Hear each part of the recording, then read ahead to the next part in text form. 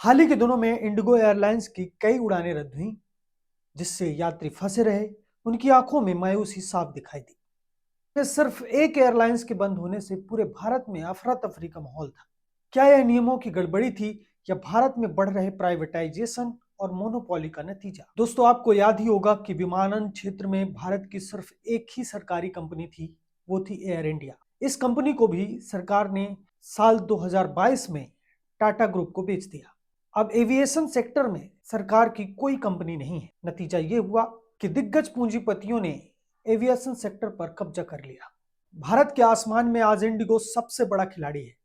उसके पास बाजार की 65% हिस्सेदारी है। जब कोई कंपनी इतनी बड़ी हो जाती है और उसे टक्कर देने वाला कोई मजबूत दावेदार नहीं होता, तो क्या होता है, ये इंडिगो क्राइसिस ने हमें बता दिया। जब इंडिगो जैसी बड़ी कंपनी लड़खड़ाती है तो पूरा देश प्रभावित हो जाता है। चारों ओर अफरा तफरी का माहौल हो जाता है।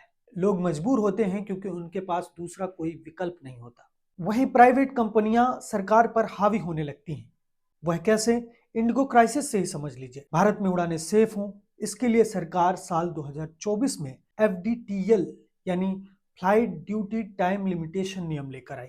इसके तहत पायलट को 7 दिनों में 48 घंटे का रेस्ट जरूरी था और अधिकतम 10 घंटे ही काम करवाया जा सकता था। सरकार ने इस नियम को लागू करने के लिए साल भर का वक्त दिया। इस दौरान इंडिगो को क्या करना चाहिए था? इंडिगो को नए पायलटों की भर्ती करनी चाहिए थी, रोस्टर पर नए सिरे से काम करना चाहिए था, लेकिन इंडिगो ने ऐसा कुछ नहीं किया।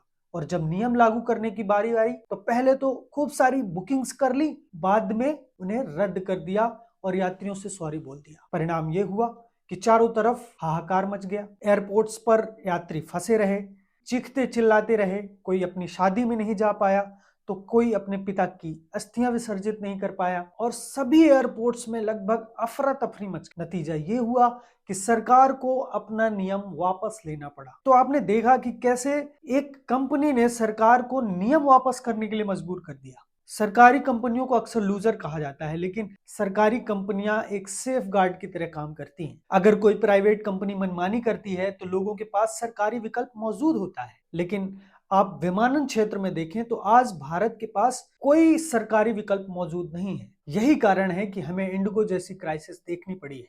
और सिर्फ विमानन क्षेत्र की बात नहीं है, टेलीकॉम से लेकर के कई जरूरी सेक्टर ऐसे हैं जहां पर प्राइवेट कंपनियों की मोनोपोली बढ़ती जा रही है। सोचिए, अगर बिजली, पानी, स्वास्थ्य, शिक्षा, ईंधन, रेल और भोजन जैसी जरूरी चीजों पर किसी कंपनी का एकाधिकार हो जाए तो क्या होगा? अगर मुनाफा कमाने की होड़ लोगों की सेवा करने के उद्देश्य पर हावी हो जाए तो क्या होगा?